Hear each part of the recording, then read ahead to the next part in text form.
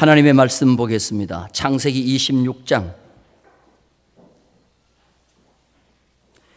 34절에서 35절까지 오늘 두 군데를 봅니다. 창세기 27장 46절. 먼저 26장 34절 35절 다 같이 읽겠습니다. 에서가 40세에 헷 족속 부에리의 딸 유딧과 헷 족속 엘론의 딸 바스맛을 아내로 맞이하였더니 그들이 이삭과 리브가의 마음에 근심이 되었더라.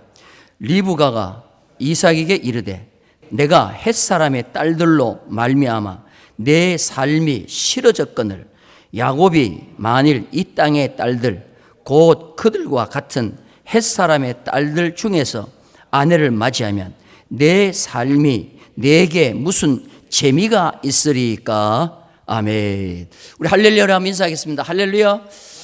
할렐루야. 오늘 본문에 보면 리브가가 남편에게 이삭에게 두 마디 이 얘기를 합니다. 내 삶이 싫어졌다. 삶의 재미가 없다. 이렇게 두 마디를 해요. 내 삶이 싫어졌다. 내 삶의 재미가 없다. 오늘 말씀의 제목이 뭐냐 하면은 삶의 재미가 없는 이유요. 여러분들 한번 자신 있게 한번 대답해 봐요. 여러분 삶의 재미가 있으십니까? 여러분 왜 그러면 삶의 재미가 없습니까? 제가 이 말씀을 준비하면서 이게 26장 제일 마지막이거든요. 그럼 26장 앞부분에 뭐가 기록됐는가를 봤어요. 앞에 보니까 이삭이 그랄 땅에서 농사하여 그 해에 몇 배를 받았어요? 그러면 여러분 삶이 재미가 나야 돼요? 아니면 재미가 없어야 돼요? 아이고 남편 봉급이 100배나 올랐는데 재미있어요? 없어요? 그런데 오늘 이 말씀 보세요. 내 삶에 재미가 없다는 거예요. 내 삶에 재미가 없다. 그런데 이 얘기를 하고 난 뒤에 성경을 보면 진짜 리브가는 삶에 재미가 없어요. 그래서 매일매일 짜증내고 불평하고 부부싸움 하다가 이거 내 생각입니다. 성경에 보면은 리브가에 대한 내용, 이삭에 대한 내용이 싹 끝이 나버려요. 그리고 리브가는 죽었다는 어떻게 장례식을 치렀다는 얘기조차 없어요. 한참 뒤에 창세기 말미에 가면 야곱이 나를 묻어달라고 그럴 때 내 조상이 묻혀있는 막벨라 굴에 묻어달라고 그럴 때 그냥 자기 어머니 리브가도 거기 묻혀졌다라고만 나오고 리브가의 죽음에 대한 이 얘기도 하고 있잖아요. 그래서 저는 이렇게 생각합니다. 리브가의 마지막 노년의 삶은 대단히 재미가 없었다고 생각해요. 그래서 오늘 제가 보는 성경의 관점으로 왜 리브가가 그토록 농사해서 100배나 복을 받고 주위에 있는 사람들이 너는 여호와께서 너와 함께 하심을 확실히 보았다고 그렇게 칭찬하는데 왜 내 삶의 재미가 없다고 그럴까? 오늘 두 가지를 여러분에게 한번 소개하려고 그래요. 오늘 본문에 보면 삶의 재미가 없다는 말이 히브리 말로 굿즈라는 말입니다. 한번 따라서 굿즈. 이건 뭐냐면 싫다는 말이에요. 삶이 지겹다는 거예요. 억지로 살아간다는 말이에요. 여러분 삶을 이왕 우리가 생애를 살아가는데 지겹게 살아가서 되겠어요? 기쁘고 행복하고 즐겁게 살아가야죠. 그래서 이 굿즈라는 말을 조금 어렵게 설명을 드리면 그 시제를 보면요 분사형으로 되어 있어요. 이 분사형으로 되어 있다는 말은 뭐냐면 한 번만 지겨운 게 아니에요. 계속 지금 지겹다는 거예요. 그리고 앞으로도 계속 지겨워질 수 있다는 거예요. 이게 분사형이라는 말이에요. 그러면 여러분들 이 리브가의 삶이 얼마나 힘들었으면 남편에게 이런 말을 했을까? 그래서 표준 세번역의 성경을 한번 오늘 내용을 한번 봤습니다. 자, 표준 세번역 창세기 27장 46절 우리 다 같이 한번 큰 소리로 읽어봐요. 시작. 리브가가 이삭에게 말하였다. 나는 헷 사람의 딸들 때문에 사는 게 아주 뭐가 나요? 넌더리가 납니다. 야곱이 이 땅에 사는 사람들의 딸들 곧 햇사람의 딸들 가운데서 아내를 맞아들인다고 하면 내가 살아 있다고는 하지만 나에게 무슨 사는 재미가 있겠냐. 이게. 지금 이 리브가가 남편에게 삶에 뭐가 난다 그래요? 넌더리가 뭐요? 진절머리라는 얘기는 잘 들었는데 이걸 넌절머리라고도 하고 진절머리라고도 하는데, 넌더리는 생각상 오는 지겨움, 이게 넌더리라 그러고, 진절이라는 것은 행동에 지겨운 걸 말하는 거라고 그렇게 국어사전에 나와 있습니다. 하여튼 뭐 그냥 뭐 진절머리든지 넌절머리든지 지금 사는 게 아니라는 거예요. 자, 다시 한번 말씀드립니다. 리브가가 이삭이 그랄 땅에 농사해서 몇 배나 얻었어요? 그러면 여러분 100배 얻었으면 행복해야 돼요? 진절머리 나야 돼요? 행복해야지. 그런데 지금 리브가는 행복해요? 아니면 진절머리 나요? 왜 진절머리 나냐 이 말이에요. 고부간의 갈등이에요. 고부간의 갈등. 다시 말해서 에서가 결혼을 했는데 결혼을 잘못한 거예요. 며느리가 잘못 들어온 거예요. 여러분, 남의 식구가 들어와 가지고 그 가정에 행복을 책임지는 건데 지금 잘못됐다는 거예요. 에서가 햇사람 가나안 여자랑 결혼을 했기 때문에 내 삶이 진절머리가 난다는 거예요.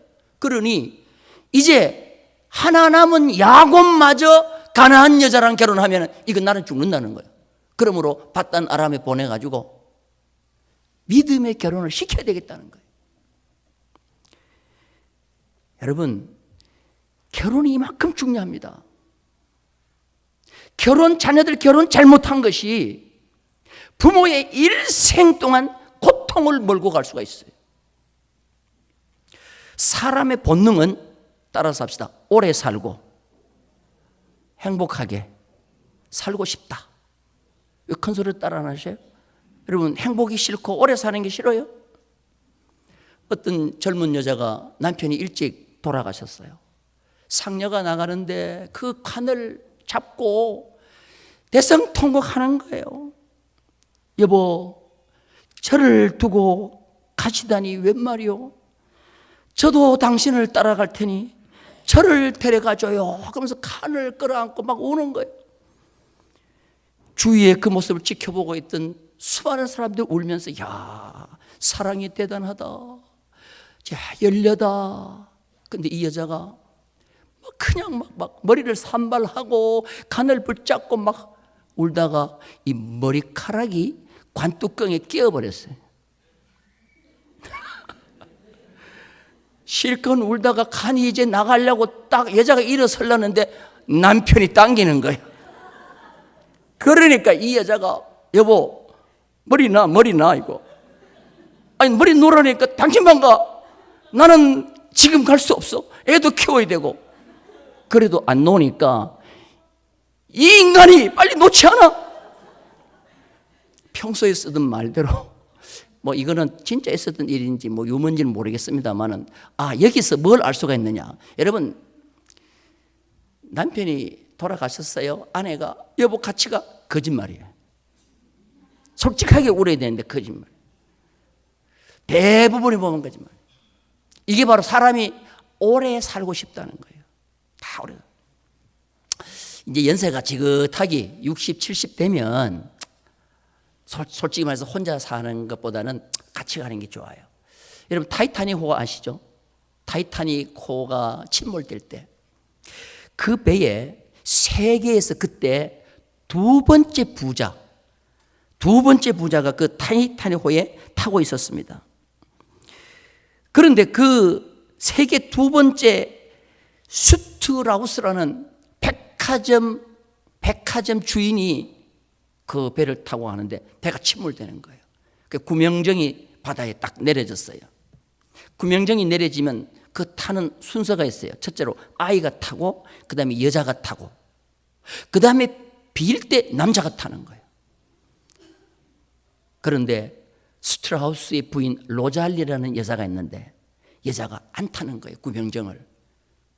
왜 안 타냐 하면은 자기 남편과 같이 죽겠다는 거야, 타이타닉호에서. 그러니까 그때 노인이었어요. 한 70세 정도 되는 노인인데 스트라우스에게 구명장에 탄 모든 사람들이 그 여자가 안 탄다고 그러니까 그러면 특혜를 줄 테니 그 남자도 타라고 구명장. 그러니까 이 남자가 안 타요. 세계 두 번째 부자인데 저는 저 혼자 남자라고 특혜를 받을 수 없다는 거예요. 결국은 안 타니까 로잘리라는 그 여자도 안 타고 결국은 갑판 위에서 두 부부가 손을 꼭 잡고 마지막 생애를 마감합니다.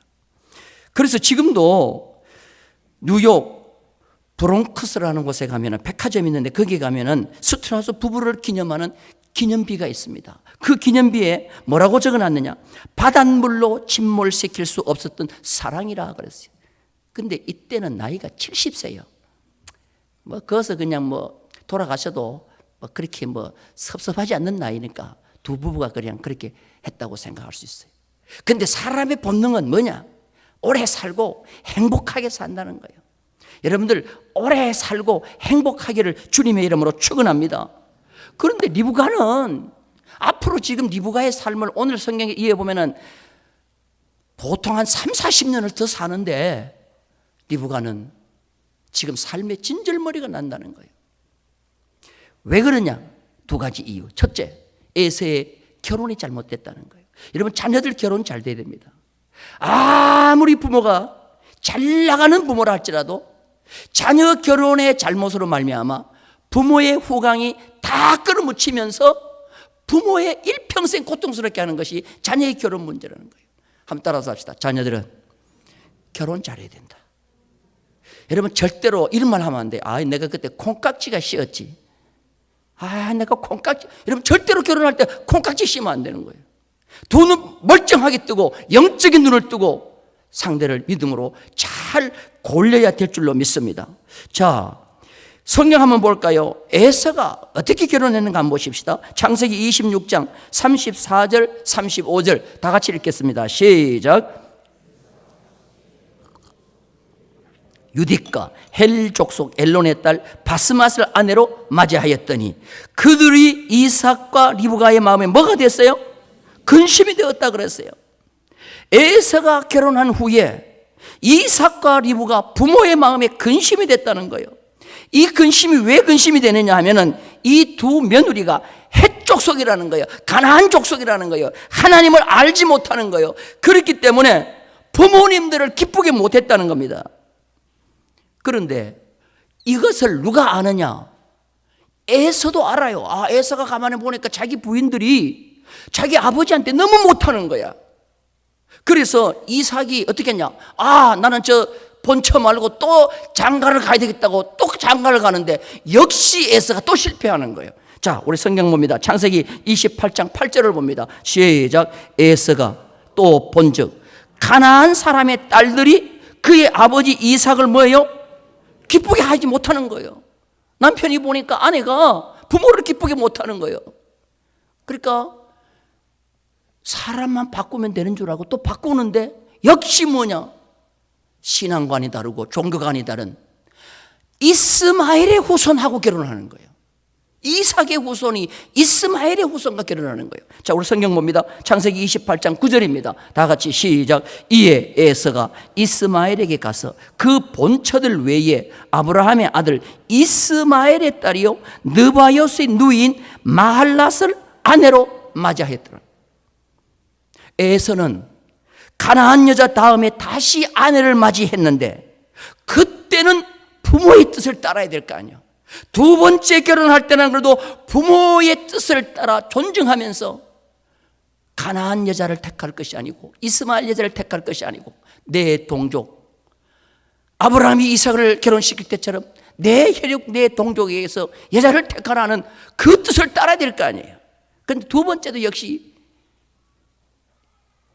이스마엘의 후손과 에서는 결혼하고 마는 것입니다.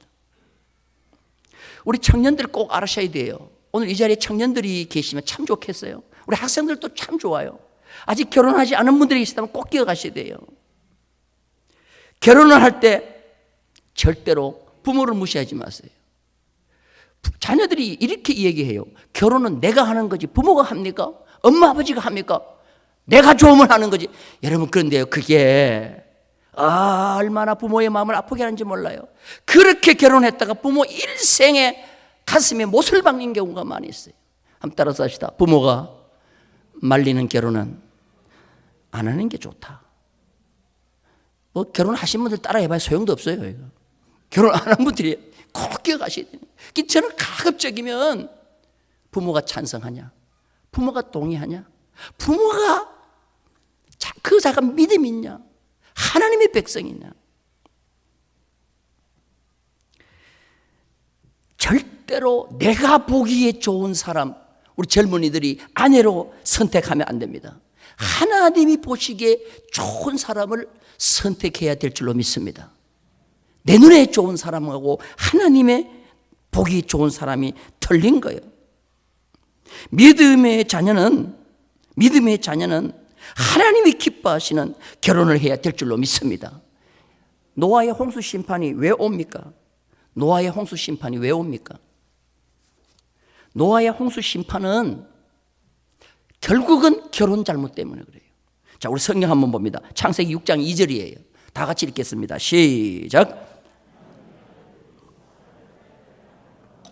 자기들이 좋아하는 모든 여자를, 여기서부터 하나님이 노아 시대에 홍수 심판이 일어나는 거예요. 결혼 잘못이요. 결혼 잘못이에요. 여기서 보고라는 말이 히브리 말로 라라는 말인데 자기들의 눈으로 봤다는 거예요. 여러분, 동사가 능동이면은 내가 보는 거예요. 근데 성경에 보면 똑같은 라지만 하나님이 보게 하는 수동이 있어요. 수동. 내가 보면 능동인데 이거는 전부 다 미스예요. 근데 하나님이 보여주시는 내가 수동, 이걸로 가면 성공이에요. 조카 롯하고 아브라함하고가 서로 목자들끼리 다투니까 이제 뭘 하느냐면은 롯과 아브라함이 갈랐어요. 갈랐었는데 아브라함이 뭐라고 하느냐? 롯에게 네가 먼저 선택하라 그래요. 그때 롯이 눈을 들어 요단들판을 바라보는 거예요. 그 눈을 들어 요단들판을 본다는 것이 능동이에요. 내가 본 거야. 근데 그거 하고 난 뒤에 아브라함에게 하나님께서 뭐라고 말하잖아요. 하나님이 아브라함에게 너는 눈을 들어 동서사방을 보라. 수동이에요. 그런데 아브라함은 성공하는 거예요. 여러분, 무슨 말씀인지 이해가 되시면 아멘? 내 눈으로 보지 말라는 거예요. 내 생각으로 보지 말라는 거예요. 결혼은 내가 하는 것 맞아요. 그러나 하나님이 짝지어준 배필이 과연 어디 있는가를 봐야 된다는 거예요. 하나님 보여주는 눈으로 보야 된다는 거예요. 하나님이 보시기에 아름다운 결혼을 하라는 거예요. 그래야 부모의 일생의 가슴에 못을 박지 않는다는 거예요. 이 아름다움이라는 것 있잖아요. 이게 참 중요한 것입니다. 그런데 미는 아름다움, 미학을 보면 두 개의 개념이 있어요. 헤브라이즘적 아름다움이 있고 헬라적 아름다움이 있어요. 그리스적 아름다움이라는데, 그리스적, 헬라적 아름다움은 조화적 아름다움이라고 그래요. 조화적. 그래서 이렇게 얼굴에 코가, 눈이, 입이 조화롭게 아주 잘생긴 외적인 미를 헬라적 아름다움이라고 그래요. 조화적 아름다움이라고 그래요. 근데 히브리적 아름다움은요, 절대로 비례적 조화적 아름다움이 아니에요. 이걸 관계적 아름다움이라고 그래요. 한번 따라서 합시다. 관계적 아름다움. 아무리 못생겨도 관계성이 좋으면, 하나님과의 관계가 좋고 사람과의 관계가 좋으면 이걸 아름답다라고 하는 거예요. 그래서 성경에 하나님이 보실 때 아름다운 히브리적 아름다움의 대표적인 자가 누구냐면 모세예요. 모세. 자, 우리 성경 한번 봅니다. 출애굽기 2장 2절. 모세가 태어났는데 너무 아름다웠어요. 다 같이 읽겠습니다. 시작. 그 여자가 임신하여 아들을 낳으니 그가 잘생긴 것을 보고 석 달 동안 그를 뭐 했어요? 이 잘생겼다는 말이 뭐냐면 헬라적 아름다움이 아니에요. 히브리적 아름다움으로 하나님이 보시기에 잘생겼다는 말이에요. 이것을 토브라고 그러는데, 이 토브라는 말 제가 가장 많이 씁니다. 토브라는 말이 창세기 1장에 보면은 7번 나와요. 하나님이 보시기에 좋았더라. 이게 바로 뭐냐면 토부인데, 모세가 하나님이 보시기에 아름다웠다는 거예요. 여러분, 자식을 놓으면은 안 아름다운 자식이 어디 있어요? 그런데 모세를 놓고 난 뒤에 그의 어머니가 모세를 볼 때 부모의 입장에서 아름다움이 아니고 하나님이 보실 때 아름다웠다는 거예요. 자, 이거를 누가는 사도행전에서 잘 소개하고 있습니다. 누가복음 7장 20절 다 같이 한번 읽겠습니다. 시작. 그때에 모세가 낳는데 하나님이 보시기에 아름다운지라 그의 아버지 집에서 석 달 동안 뭐예요? 길리더라. 하나님이 보시기에 아름다움을 볼 수 있는 눈이 있어야 되는데 그걸 보는 눈이 없고 헬라적 아름다움만 보는 육의 눈만 있다가 보니 겉으로 봐서 조화롭고 비교가 잘 되는 늘씬한 사람들로 자기 아내를 삼으니 다 실패하는 거예요. 노아 시대에 하나님의 아들들이 결혼하는데 전부 결혼은 뭐냐? 아름다움을 봤다는데 그 아름다움이 뭐냐? 하나님이 보시기에 아름다움이 아니라 조화적인 아름다움인 헬라적 아름다움, 세상적 아름다움이라는 거예요. 여러분 절대로 그것 보지 마세요. 여러분 세상적 아름다움은 오래 가요, 오래 가지 않아요? 오래 가요, 오래 안 가요? 낳으면 다 똑같아. 그래서 내가 항상 하는 말이 그거예요. 나이가 들면 들수록 저절로 평준화가 돼. 나이가 들면 뭐가 돼요? 평준화가 돼. 50만 넘으면 잘생긴 분, 못생긴 분 서서히 평준화가 와. 60 넘으면 배운 분, 안 배운 분 서서히 평준화가 나. 70 넘으면 부자, 가난한 자 거의 평준화가 돼. 90 넘으면 산 자, 죽은 자 평준화가 돼. 따라서 합시다. 살면, 시간이 지나면 저절로 평준화가 된다. 그러니까 학생들 공부할 때 평준화 시킬 필요가 없어. 그때는 실력대로 가게 두는 거예요. 그 들면 전부 평준화 되는데 뭐. 화무는 11홍이라고 안 그랬습니까? 세상의 꽃은 아무리 아름다워도 열을 가면 지는 거예요. 노아의 시대의 사람들이 사람을 볼 때 뭘 봤냐? 여자를 선택할 때 전부 다 세상적인 미적 아름다움을 봤다는 거예요. 결국은 다 망했어요. 다 망했어. 하나님이 노아의 홍수 심판으로 다 멸절시켜버렸어요. 그런데 이 에서가 결혼할 때 바로 이 하나님이 보시기에 아름다움을 선택하지 아니하고 자기 눈에 좋으니까 어디 출신이고 어느 족속이고 하나님을 알고 모르고 전혀 개의치 않고 결혼해버리는 겁니다. 결국은 다 실패하는 거예요. 오늘날 이 시대의 청년들이 결혼관이요, 노아의 시대와 에서의 결혼과 똑같습니다. 여러분 절대로 그런 결혼을 하면 안 됩니다. 참 오늘날 청년들 동정이 가요. 동정. 참 힘든 시대를 살아갑니다. 저희들만 해도 살아갈 때는 힘으로 노력하면 되는 시대였어요. 애쓰고 열심히 노력하면 노력한 대가를 얻는 시대였어요. 그런데 지금 시대는 노력으로 얻을 시대는 아니라고 봐요. 물론 노력하면 돼야 되지만 그래도 크게 표시가 안 나요. 그래서 오늘날의 젊은 시대는 노력보다는 행운을 바라고 있어요. 좋은 사람 만나는 것, 부모 잘 만나서 내가 금수저 물고 나오는 것, 이것이 제일 큰 축복이라고 생각해. 그런데 여러분들 절대로 그렇지 않습니다. 성경은 절대로 그렇지 않습니다. 학교 다닐 때는 등록금 때문에 걱정을 합니다. 그래서 그냥 학자금 받아가지고 열심히 공부했어요. 나오니까 취직 걱정이에요. 열심히 또 공부해서 취직했습니다. 취직했더니 물가가 너무 올라가는 거예요. 그러니까 도저히 결혼, 집 사는 거 생각할 수 없어요. 그래서 요사이 연애도 싫고 결혼도 싫고 혹시나 결혼했으면 애를 안 낳으려는 거예요. 출산도 싫고 세 가지를 포기했다 그래가지고 삼포 시대가 된 삼포. 연애도 포기, 결혼도 포기, 출산도 포기. 그래서 요새 젊은 애들 보고 너 언제 결혼할래? 굉장히 애들 짜증 부려요. 그런데 살다가 보니까 이 세 개만 포기할 것이 아니고 이제는 결혼했는데 집도 포기해야 되고 경력도 포기해야 돼요. 그래서 5포 시대가 됐어요. 5포 시대.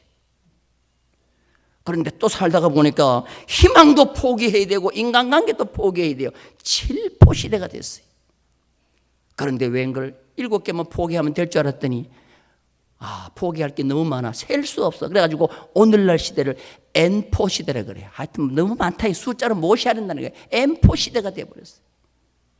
그러니 이때 애들이 결혼할 때 뭘 보느냐? 상대의 능력을 보는 거예요. 하나님이 보시기에 아름다운 것 보지 않습니다. 상대의 스펙을 보고 상대의 아름다움을 보고 상대의 능력을 보기 시작하는 거예요. 그래서 하나님이 보시기에 아름다움은 순위에서 점점 밀려나는 겁니다. 그러다가 보니 결혼했어요. 능력 보고 했어요. 그 능력이 오래 갈 줄 알았는데 그 능력이 불과 얼마 안 가서 없어져 버려요. 그러면 모든 삶의 재미도 없어지니까 헤어지는 거예요. 이러다가 보니까 인생의 삶이 재미가 없는 삶이 되는 것입니다. 오늘 우리는 하나님이 보시기에 아름다운 자와 관계성, 하나님과의 관계적인 아름다움을 가지고 있는 영적인 자와 결혼하는 그런 놀라운 은혜가 우리 모든 다음 세대들에게 있기를 주님의 이름으로 축원합니다. 두 번째, 리브가의 삶의 재미가 없는 이유가 뭐냐면 관계성의 부족입니다. 관계성의 부족. 관계성이 부족하면요, 이 사람들이 관계성이 부족하면 첫째로 대화를 할 줄 모릅니다. 대화가 안 됩니다. 그리고 관계성이 잘못되면 편애를 하기 시작합니다. 편애. 자식을 편애하기 시작합니다. 이게 결국은 뭐로 오느냐?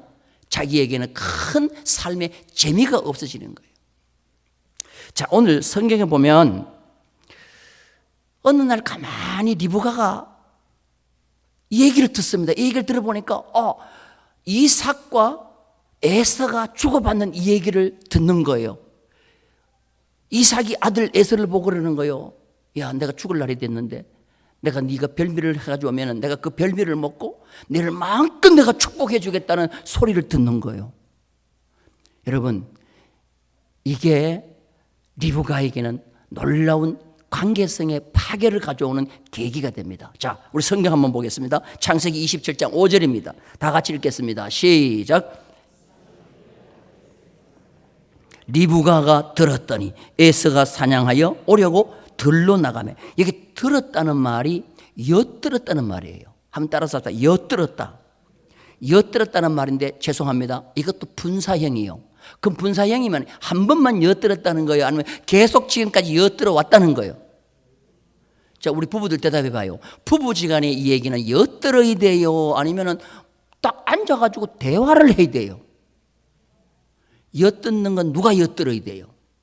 옆집 아저씨가 엿듣거나 옆집 아줌마가 엿들어야지.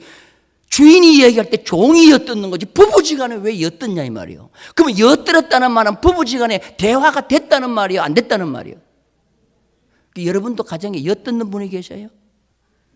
안방에서는 그냥 자식들 뭐라고 얘기하는가, 며느리가 뭐 얘기하는가 엿들어봐요. 여러분, 이거는 관계성이 파괴된 가정이에요. 이건 엿들으면 안 되고, 이삭이 에서를 불러다가 야, 내가 죽을 때가 됐는데 별미가 가져오면은 내가 너에게 장자의 복을 빌어주겠다 그러면 대부분 리브가가 남편에게 가야 되는 거예요. 대화를 해야 되는 거예요. 여보, 그건 안 되는 일이요.